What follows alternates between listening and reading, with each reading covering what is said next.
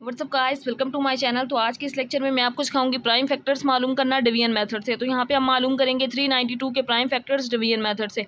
अब 392 को हम इस तरह प्राइम फैक्टर्स के अंदर लिख लेंगे। अब हम बच्चों आपने यहाँ पे देखना है कि लास्ट डिजिट क्या है।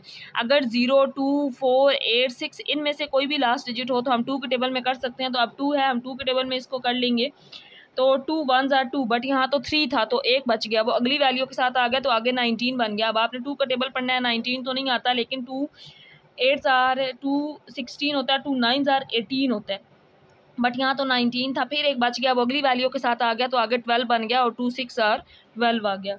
अब इसको अगेन लास्ट डिजिट 6 है तो ये वाला 6 है, हम 2 के टेबल में कर सकते हैं क्योंकि 2 के टेबल में 6 आता है। 2 9s are 18, बट यहाँ तो 19 था, एक बचा, वो अगली वैल्यू के साथ चला गया और 16 बन गया और 2 8s are 16।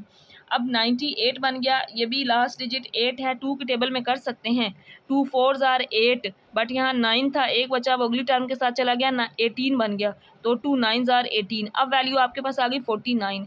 अब आपको लग रहा होगा कि 9 है तो 3 के टेबल में कर लेंगे, बट हम 3 1s are 3 करेंगे, लेकिन पीछे 19, 3 के टेबल में 19 नहीं आता तो 49 एक ऐसा नंबर है जो किसी भी टेबल में नहीं जाता, सिर्फ अपने ही टेबल में जाता है। 7 7s are 49 और 7 1s are 7।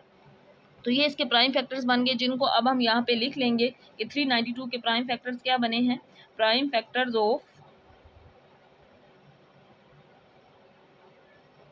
392 is equal to, तो ये प्राइम फैक्टर्स बने हैं यहाँ पे 2 × 2, फिर मल्टीप्लाई 2 है, फिर उसके बाद 2 टाइम्स 7 है, 7 × 7।